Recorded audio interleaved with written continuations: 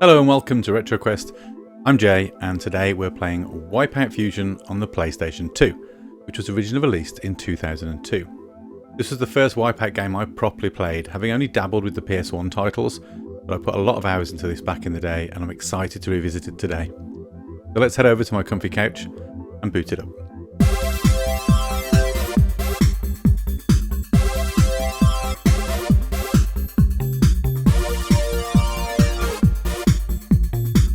Wipeout Fusion was developed by Studio Liverpool, previously known as Psygnosis, and it marked a significant transition as it was the first Wipeout game released after the studio's rebranding.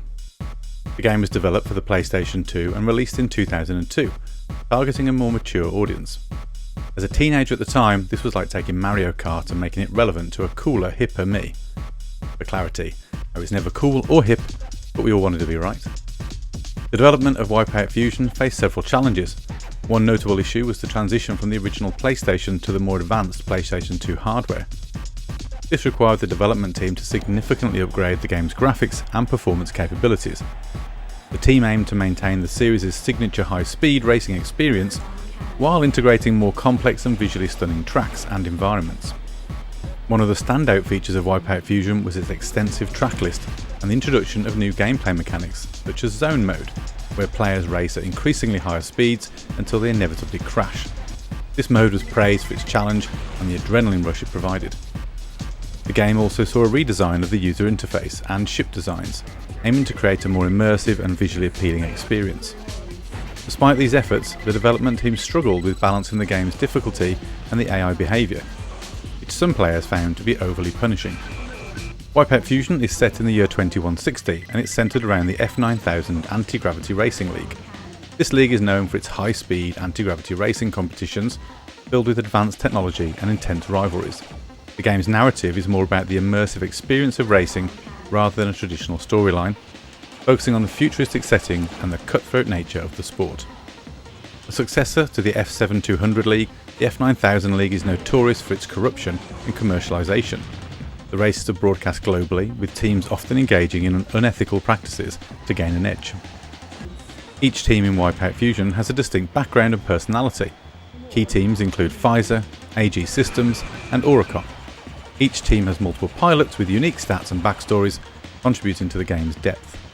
The pilots are designed to reflect various cultural and technological backgrounds, emphasising diversity within this futuristic setting. The game features advanced weaponry and defensive systems that are integral to the races. From plasma bolts to seismic fields, these elements add a layer of strategy to the high-speed action. Unlike previous installments, the F9000 League is explicitly portrayed as corrupt, with corporate influences and unethical practices being a central theme. Tracks are set in various exotic and futuristic locations, with each its own hazards and visual style, adding to the immersive experience. Wipeout Fusion is a 3D futuristic racing game that emphasises high-speed anti-gravity racing. It falls within the racing genre, specifically known for its fast-paced arcade-style gameplay.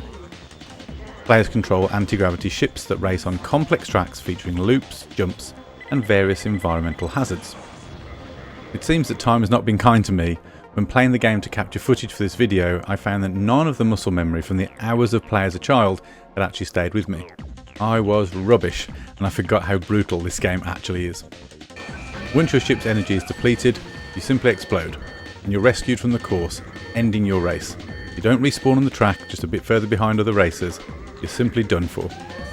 I saw that rescue vehicle over and over and over and over again. If you don't keep topping up your energy at the lap point, then you simply won't survive most races. It was a lot of fun, and the gamble at the end of a lap when you review your energy and make the call to pit and recharge, or carry on and risk the time saved, it adds a lot of strategy to the game. The game includes a variety of offensive and defensive weapons, such as rockets, quakes, mines and shields, which players can pick up during races to gain an advantage. Wipeout Fusion is played using the standard PlayStation 2 DualShock controller.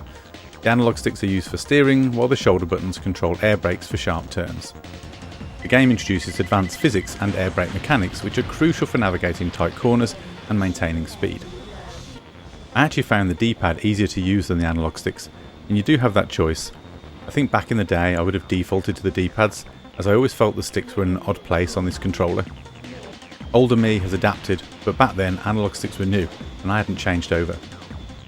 The game boasts an impressive array of 45 futuristic tracks, each designed with futuristic aesthetics, and include various shortcuts and alternate routes. The tracks are tough and going back was hard, especially on the darker tracks where the next turn was so hard to see and judge.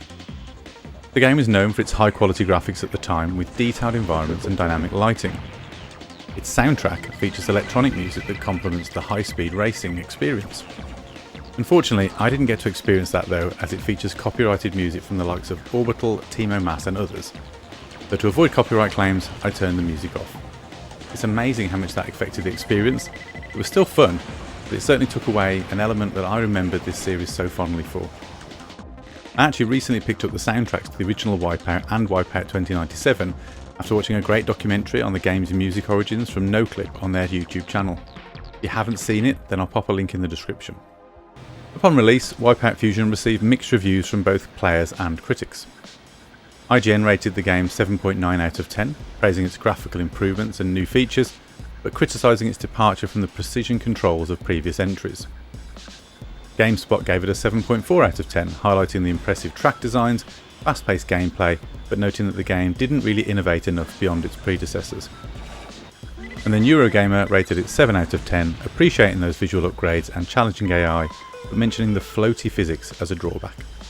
Players genuinely enjoyed the high-speed racing and futuristic setting, but some long-term fans were disappointed by those changes in physics and control dynamics. Wipeout Fusion is part of a long-running series that's seen numerous sequels and spin-offs, maintaining its popularity through various iterations and platforms. In terms of sequels, Wipeout Pure in 2005 was released for the PlayStation Portable. This game brought the series back to its roots, with a focus on streamlined, high-speed racing and a minimalist design. It also introduced downloadable content, which was a novel feature at the time. In 2007 we got Wipeout Pulse. This was also released for the PSP and later ported to the PlayStation 2 in 2009. It included new tracks, vehicles and an improved multiplayer mode, and the game was praised for its tight controls and robust online features. Then Wipeout HD was released in 2008 on the PlayStation 3 via the PlayStation Network. It was a HD remaster that included tracks from Wipeout Pure and Pulse with updated graphics and gameplay improvements. It was followed by an expansion pack, Wipeout HD Fury, which added new content. Then in 2012 we got Wipeout 2048, which was released for the PlayStation Vita. This served as a prequel to the series, featuring a storyline set in the early days of anti-gravity racing. It utilised the Vita's touchscreen and tilt controls to offer a unique gaming experience. In terms of spin-offs and ports, Wipeout 64 was released in 1998, exclusively for the Nintendo 64, and it reused tracks from Wipeout 2097 with new features like split-screen multiplayer and minor gameplay tweaks. And in 2017 we got Wipeout Omega, a compilation for the PlayStation 4 which featured remastered versions of Wipeout HD, Fury and 2048. It brought the series to a new generation with enhanced graphics and, most notably for me, VR support via the original PlayStation VR headset. I've yet to get the old hardware out and give that a try, although I imagine that's a tough game if you don't play a lot of VR and you haven't got your VR legs. Various merchandise including action figures and model ships have been produced over the years, reflecting the series' strong visual and thematic appeal. Wipeout Fusion did not lead directly to any TV series or major merchandising campaigns, but its influence persisted through subsequent games that continue to innovate in the racing genre. I would not be surprised to see Wipeout picked up as a TV series, given some of the more obscure titles from a similar era to get TV shows recently. I'm looking at you, Twisted Metal. I think a sci-fi futuristic themed show set in a dystopian world about the death-defying acts of Wipeout racers could be really interesting. It would also pave the way for a modern sequel or remake of the current generation of consoles. Sony, get on it. Wipeout Fusion stands as a pivotal entry in the Wipeout series, marking the transition of the franchise into the PlayStation 2 era. While it faced mixed reviews, with some critics and fans lamenting changes in gameplay physics and control dynamics, its contributions to the series and the racing genre are undeniable. The game expanded the Wipeout universe with its detailed tracks, advanced graphics and innovative game modes like Zone Mode, which pushed the boundaries of racing games at the time. Despite its criticisms, it maintained the series' reputation for high-speed, adrenaline-fueled racing, coupled with a stellar electronic soundtrack. Wipeout Fusion's influence persisted through its successors, which continued to refine and evolve the formula established by the series. Its role in bridging the gap between the earlier Wipeout titles and the subsequent, more technologically advanced entries like Wipeout Pure, Pulse and HD ensures its place in gaming history. As a crucial chapter in the Wipeout saga, Wipeout Fusion exemplifies the series' ability to adapt and innovate, securing its legacy as a cornerstone of futuristic racing games. Its impact is felt not only in its direct sequels, but also in the broader racing game genre, inspiring a generation of gamers and developers alike. In summary, Wipeout Fusion is a testament to the enduring appeal of high-speed anti-grav racing. It remains a beloved entry for many fans and a significant milestone in the evolution of one of gaming's most iconic racing franchises.